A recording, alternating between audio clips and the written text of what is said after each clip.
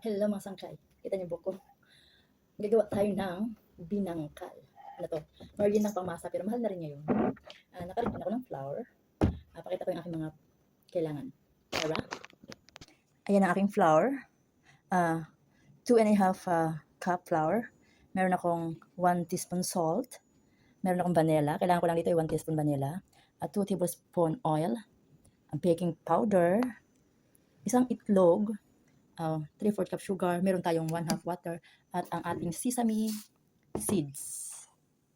Diyan natin pagugulungin ang ating mamaya, pag nagawa na natin to.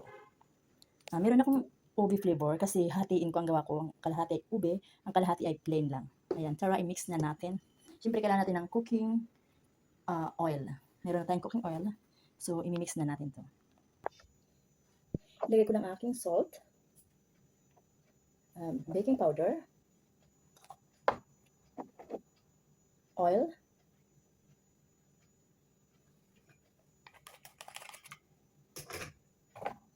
itlog, siyempre basagin natin. Tiyan. Ang ating sugar, vanilla, ating vanilla. Sa bango. Sige na natin. Wala akong spatula. Hindi ko mahanap ang aking spatula, so sandok ang gagamitin ko. Pero kamay natin mamaya. Mix ko lang. Mix lang natin. So itatabi ko muna ang aking sesame seeds. Mamaya ako pa gagamitin yan. Yan ang sangkay na mix ko na. Ito hindi naman kailangan to katulad ng ibang tinapay na kailangan mo pa kinisin. Hindi. Kailangan lang ma-mix Kailangan ko magugas ng kamay kasi kakamayin na natin. Tara. Ngayon mga sangkay, nagugas na tayo ng kamay. So, kamay na ang gagamitin natin para imasa. Hirap nito.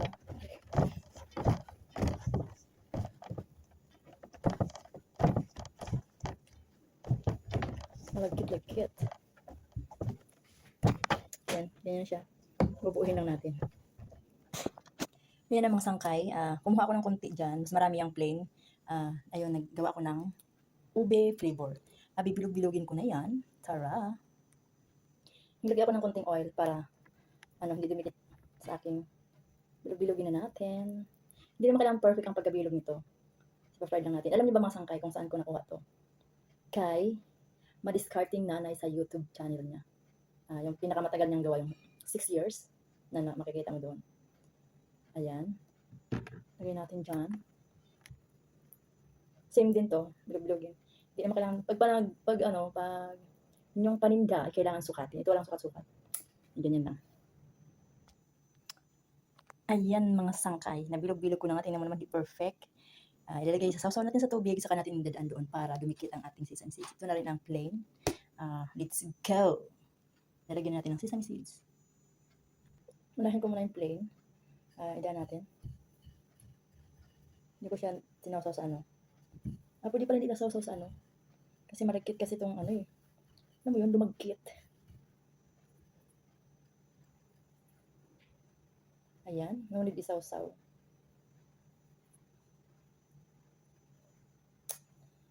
Lahat ganyanin natin.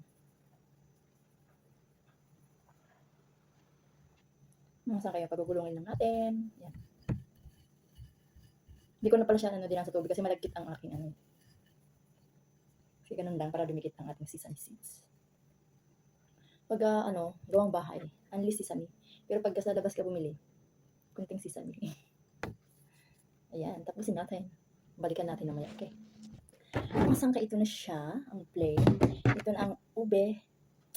Nagpainit na ako ng kawali na may mantika doon. Tara. Ayan, nagpainit ako ng mantika. Mainit na yan, so ilalagay na natin ang ating binangkal. I make a bread. 2 flavors. This one is plain, vanilla flavor. This one is ube flavor. Good morning, Mom. And I need to fry it. Ilalagay na natin isa-isa. Unahin ko muna itong plain. Siyempre dahil malambot siya, kailangan natin Mahinang apoy lang para hindi mabigla. Makikita ko ng gumagalaw-galaw na. Hindi ka ibig mainit na. Ayan. Siyempre mag-ready tayo ng tong.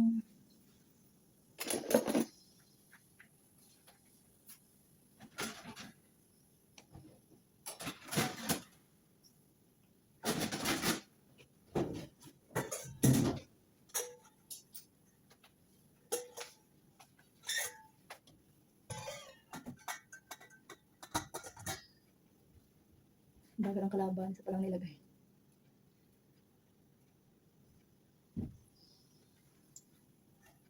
May mga sangkay pakita ko. Ayan siya.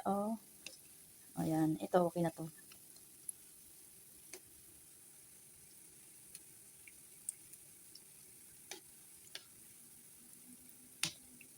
Charan! Sarap. May pang merienda. Masarap to sa kape. Actually, ang nagdadala talaga ng lasa dyan ay ang sesame seeds.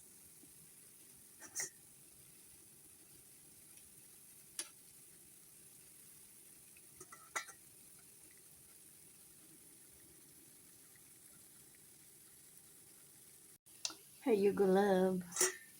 This one. It's a bread. It's called binangkal. Ayan mga sangkay. Done na. Ayan. Sarap. Pero mas gusto ko yung plain kaysa sa ube. Taran! Pwede kayo kumuha dyan. Ito yung parang akala mo sunog. Ube yan. Ito ang light brown. Ano lang yan. Vanilla lang nilagay ko dyan. Thank you for watching. Sarap po. Pwede pang benta.